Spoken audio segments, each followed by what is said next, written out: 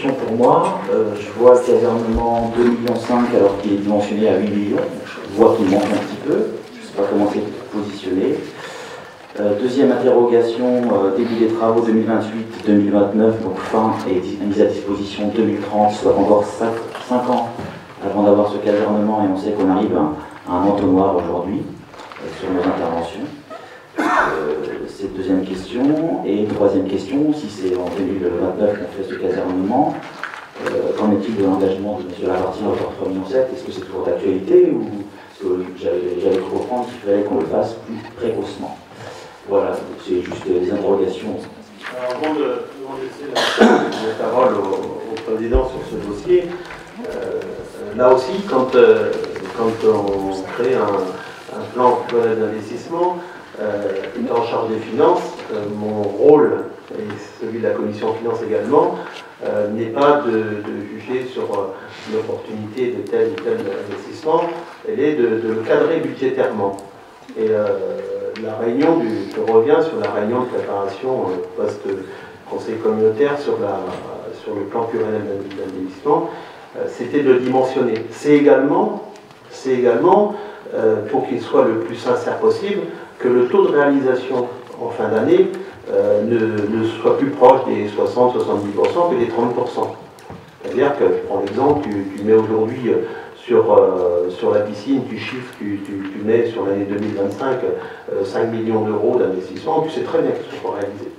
Donc ici, sur ce dossier du casernement qui est également un gros sujet qui est sur la table depuis un petit bout de temps, qu'il y a eu beaucoup de discussions, que je sais que le capitaine Diogo est très attaché à ce dossier, que chacun s'accorde ici à reconnaître l'importance de ce dossier. Mais nous, au niveau du pays, on met sur les années ce qui nous semble être capable d'être réalisé. Donc, pour répondre sur les délais, j'ai eu l'occasion, de manière informelle, de rencontrer le président Lamartine. J'ai eu l'occasion, au Salon des maires, de voir le président Lenay. Effectivement, les deux s'accordent à dire oui, aujourd'hui, il y a une somme de fléchés. Peut-être que le président a plus d'informations à te donner sur ce dossier que moi.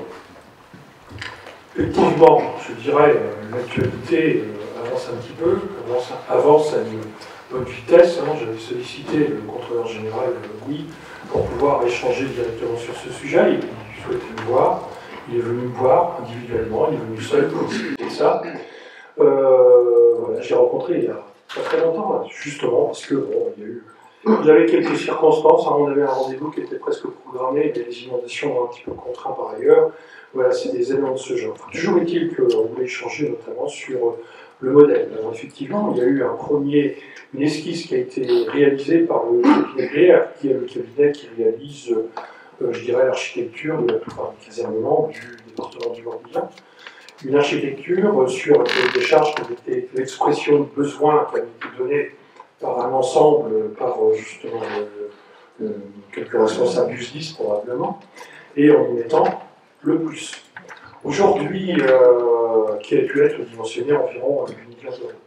Moi, l'échange que j'avais là-dessus, c'était pour savoir est-ce que c'était le bon dimensionnement. J'ai également rencontré le président Lenay, qui est venu me voir pour d'autres sujets sur PRML, mais pour lequel, bien entendu, on en a profité pour échanger sur ce sujet précis, au titre du dimensionnement, et qui me précisait un petit peu la volonté de justement faire cet investissement CFT. J'ai eu la validation d'ensemble, comme quoi ce serait un casernement de niveau 1 CFT, et ça c'est important, parce que ça conditionne complètement les financements. Et la question qui était posée sur quelle est la part du département, je rappellerai la règle, le département est prêt sur un casernement de niveau 1 à financer, je crois que c'est 50% du montant des travaux. Et quand on sait que quand on réalise une opération de ce genre, on a le montant des travaux, et on rajoute 30%, je dirais, pour tout ce qui est maîtrise d'un tas d'éléments, etc., etc. Donc tout ça, c'est à voir. Derrière, on aura donc les financements du département, c'est acté, c'est bien inscrit, ce sera visibilisé là-dessus. La commande qui m'est faite aujourd'hui, bien entendu, c'est de confirmer que la maîtrise d'ouvrage nous est confiée. Il y avait aussi une discussion là-dessus pour savoir comment allait pouvoir évoluer peut-être le modèle des investissements en Morbihan, puisque je rappelle, ce modèle d'investissement en Morbihan est atypique en France. En France, que ce soit le département où c'est porté directement par les collectivités locales, en l'occurrence des EPCI, des communes, des VU, etc. Ailleurs, c'est pris directement soit par les départements, soit directement par le SDIS. Il y a 2 casernes, je crois, qui sont prises en totalité par le SDIS aujourd'hui sur le département du Morbihan, des casernes où il n'y avait personne d'autre, où il n'y en avait pas. C'est ce que m'a expliqué le contrôleur général l'autre jour. Il me dit effectivement, il y en a une sur Ploermel, donc on est là pour la consolider, faire en sorte parce qu'elle monte en puissance et qu'elle devienne pleinement, je dirais, dans son rôle justement de caserne de grand territoire. Grand territoire. C'est pas une caserne par une communauté socialement, hein, qui va chapeauter certainement un ensemble beaucoup plus important. Bon, là-dessus, on demande également à voir un petit peu les contours, comment ça va se passer, etc.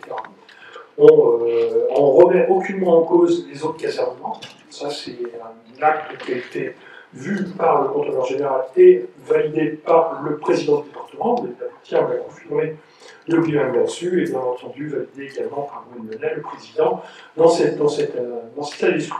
Aujourd'hui, on me demande en me disant tous les paramètres semblent actés.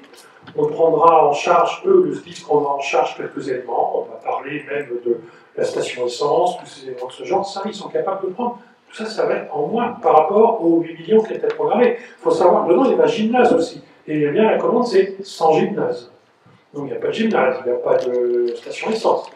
Il y a d'autres systèmes électriques, etc., qui doivent être revus. Bon, voilà. Tout ça, ils sont capables de le prendre en charge. Et donc, nous, maintenant, on va le redimensionner.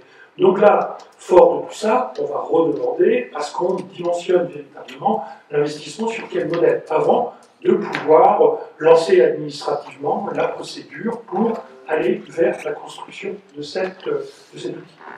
Construction on n'attend plus que ce genre d'outil. Je rappelle qu'aujourd'hui, nous avons en pleine propriété et en constructibilité un terrain qui est réservé pour ça, qui aujourd'hui, et demain, on peut commencer sur ce terrain, puisqu'il est aujourd'hui mis à disposition directement du SDIS pour pouvoir réaliser ça. Mais c'est nous qui allons construire. C'est mis à disposition de la communauté de communes pour pouvoir réaliser ce genre de choses. Voilà, où est-ce qu'on en est? Alors, quant à mettre une masse financière en prévision budgétaire, c'est peut-être insuffisant. C'est peut-être insuffisant. Je ne suis pas là non plus pour dire, bon, on avait demandé 8 millions, moi j'inscris 8 millions, c'est pas comme ça que ça marche. On est là pour dire, on a organisé un dispositif, on a organisé, je dirais, une projection financière pluriannuelle, en se disant, si on reste dans ces normes, dans ce cadre, on peut envisager l'avenir avec sérénité. Si c'est au-delà, on verra, on gérera. On gérera, je demanderai à l'échelle de vous dire des choses et voir la faisabilité, la possibilité et la justification des choses. Voilà un petit peu ce qu'il en est. Bon, en aucune façon, bien entendu, on est là dans la rigueur en disant moi j'ai que 2 millions de bien-être et en aucune façon je ne veux dépasser ce terme. Quoique, on est très vigilant. Chaque euro dépensé, un euro justifié. Mais on est bien là-dessus. En tout cas, je tiens à faire preuve de bon optimisme. Le dispositif de réalisation de la caserne est en bonne voie. J'attendais effectivement les feux verts donnés par le SDIS, certes, mais surtout le département et bien entendu même le SDIS par le biais du président du SDIS. Ça y est, je l'ai eu la semaine dernière. Et j'ai demandé au service de mouiller les choses pour pouvoir acter et avancer dans ce sens. Mais alors, le temps que ça se fasse, le temps qu'on fasse le concours d'architecte, hein, je pense. Non, oui. Probable, hein, oui, c'est ce qu'on me dit. Hein.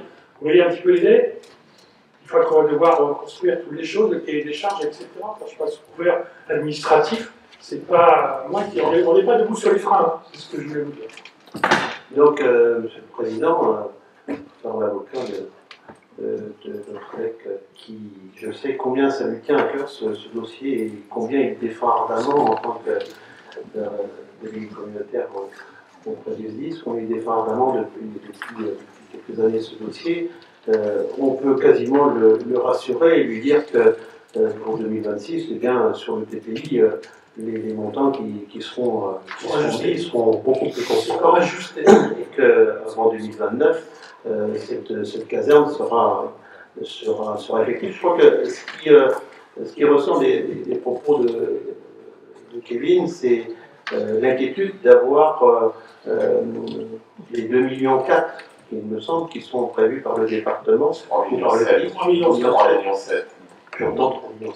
Oui, 3,7 millions, c'est 50% du montant des travaux sur une base de 8 millions. Ils reprendront 50% du montant des travaux. Subvention, et donc là aujourd'hui, on a la certitude que le désengagement SDIS et département, et donc notre PPI l'année prochaine, pour ceux qui seront en place du moins, verra une somme beaucoup plus conséquente pour ce casernement. Oui, je sais pas. Enfin, il y aura la somme nécessaire à la réalisation du casernement. Moi, je peux me permettre juste de rebondir concernant le casernement des pompiers. J'ai pas forcément été rassuré par vos réponses parce que je pense que ce qui est l'important aujourd'hui, c'est que ça se fasse quand même, alors évidemment avec une réflexion sur le dimensionnement. Alors là, je suis absolument d'accord avec vous sur l'efficacité du futur bâtiment, mais je suis pas forcément rassuré sur une exécution très rapide de cet équipement, et donc je voulais quand même savoir, parce que si vraiment c'était quelque chose d'un enjeu majeur pour notre collectivité, si c'était un bâtiment qui pourrait voir rapidement le jour dès 2026, puisque il ne faut quand même pas oublier que c'est un enjeu majeur pour le territoire, pas seulement pour le bassin de Ploërmel. Je pense qu'il faut énormément d'interventions. Je crois que j'avais lu dans la presse qu'ils étaient aux alentours de 1700 interventions à l'année, ce qui représente quand même quelque chose de nécessaire pour le territoire. Donc voilà, je voulais juste déjà dans un premier temps. Je ne dis pas le contraire, mais je dis qu'on va dans la temporisation qui est annoncée, qui est voulue par les pompiers eux-mêmes. C'est le contrôleur général qui l'a exprimé dans ce sens-là. Moi, j'attendais véritablement, malgré les relances, j'attendais à ce qu'il y ait véritablement le feu vert qui était donné dans ce cadre-là. Eux avaient à passer par différentes instances. Parce que nous, ici, on décide très vite, on est capable de claquer des doigts et de décider des choses, mais il y a peut-être des instances auprès des pompiers qui doivent passer par plusieurs passages. Parce que ça conditionnera également du recrutement. Il y aura des pompiers professionnels supplémentaires qui seront attribués. Ça nécessite, je dirais, un jeu d'organisation, d'optimisation des dispositifs, tel que c'est bien ça que j'ai compris. Et aujourd'hui, ça y est, ils sont prêts. Les feux sont ouverts, vous pouvez y aller. Voilà ce que j'ai reçu comme message. Et on y va. Mais effectivement, je suis d'accord, il faut passer par, je dirais, les cases administratives de réalisation. Hein. C'est pas, il faut passer par la concurrence, etc., et les études préalables avant qu'on pose la première pierre. Je ne sais pas combien de temps, 1 an et demi, 2 ans. Et le temps qu'on coupe le ruban, voilà, on est peut-être là-dessus. Je ne sais pas, je ne suis pas spécialiste des travaux, et notamment des travaux de cette importance. Voilà. C'est pas. C'est rassurant si c'est que les délais administratifs. Ça veut dire qu'après, s'il y a déjà la volonté politique de le faire, j'ai dit tout à l'heure, on a le terrain. Ça, on peut être verrouillé là-dessus. Trouver un terrain qui va bien, avec les autorisations pour pouvoir l'implanter, avec l'urbanisme difficile, etc., c'était compliqué. Là, aujourd'hui, c'est ça, et ça, une fois qu'on a ça, c'est déjà super important. Alors on allait dire, pendant ce temps-là, on aurait peut-être pu justement le faire en temps masqué, tout le reste. C'est pas de notre ressort. C'est pas de notre ressort. Il y avait des interrogations, il y avait des choses à voir. Et quelque part, il y a eu toutes ces choses, toutes ces étapes qui ont été faites, et elles semblent tout à fait logiques. Un délai pour faire un casernement, pour regarder un peu ce qui se pratique ailleurs, hein, c'est pas n'importe quoi, c'est un casernement de niveau 1, hein, c'est pas une plus petite caserne, hein, donc ça nécessite aussi, bien entendu, des temporisations et des choses qui soient pleinement réfléchies. Pleinement réfléchies. Je me permets de continuer de vous interroger par rapport au PPI, voilà, qui était dans le document qui nous avait été fourni. Je me pose certaines questions. J'avais cru voir dans la presse qu'il y avait un projet de mur d'escalade prévu sur la commune de Josselin. Je ne le vois pas aujourd'hui dans le PPI, donc je me demande si c'est reporté au calendrier ou si c'est prévu dans un temps assez prochain. Pareil, au niveau d'une piste d'athlétisme, puisque ça c'est un sujet récurrent quand même sur notre collectivité, et que pareil, on en avait parlé l'année dernière encore sur la commune de Josselin, au niveau autour du terrain des sports, dans un premier temps toujours d'avoir un équipement pour nos sportifs dignes de ce nom, et donc aujourd'hui pareil, je ne le vois pas arriver, donc déjà je voulais vous interroger par rapport à ça, si c'était en réflexion ou c'était quelque chose que notre commune déjà ne pouvait pas, ou notre communauté ne pouvait pas financer dans un avenir proche. On a dans un PPI l'expression de choses qui sont actées et qui sont validées. Qui sont actées et qui sont validées. Aujourd'hui, on a des expressions de besoin.